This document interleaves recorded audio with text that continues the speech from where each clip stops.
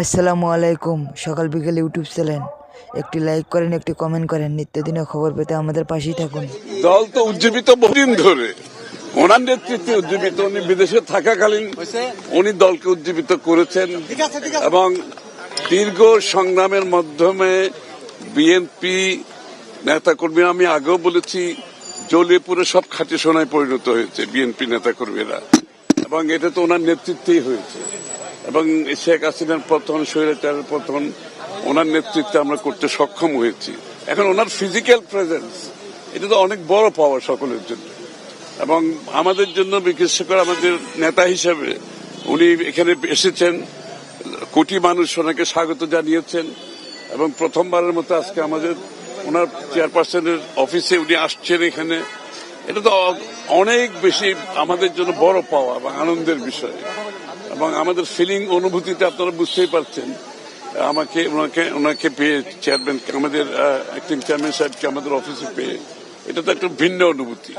এবং আমরা ওনার সাথে বসে সামনাসামনি, অনেকদিন পরে সামনাসামনি বাংলাদেশ সম্বন্ধে আলোচনা করছি, বাংলাদেশের ভবিষ্যৎ নিয়ে আলোচনা করছি, রাজনীতি নিয়ে আলোচনা করছি, ঢাকার পরিবেশ নিয়ে কথা হয়েছে, এই যে এখানে যে দূষিত ঢাকা, এটা নিয়ে আলাপ হয়েছে, এবং ঢাকার ট্রাফিক নিয়ে আলোচনা হয়েছে, ঢাকায় চলাচলের জন্য যে জনগণের অসুবিধা, এটা আলোচনা হয়েছে, এবং ঢাকার যে লাইফ কত এক্সপেন্সিভ হয়ে গেছে, সাধারণ মানুষ ঢাকা শহরে থাকা যে কত কঠিন হয়ে গেছে, এগুলো আলোচনা হয়েছে।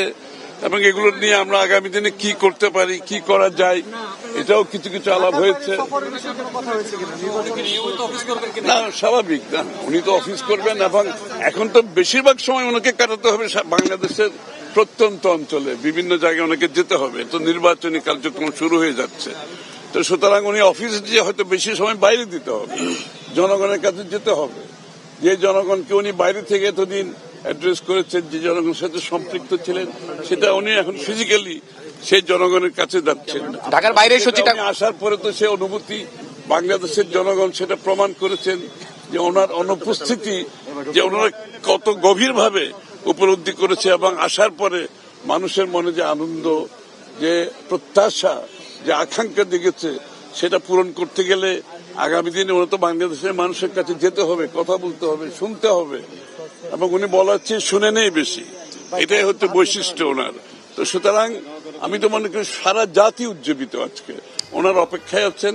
ইনশাআল্লাহ উনি যখন ওনার ভিজিট শুরু করবেন, আমি মনে করি শুধু আমাদের নেতাকর্মী সমর্থক না, সমস্ত বাংলাদেশের মানুষের যে প্রত্যাশা, এবং সেই প্রত্যাশা পূরণে ওনার যে পরিকল্পনা উনি বলেছেন। একটি লাইক করেন, একটি কমেন্ট করেন। নিত্যদিনের খবর পেতে আমাদের পাশেই থাকুন।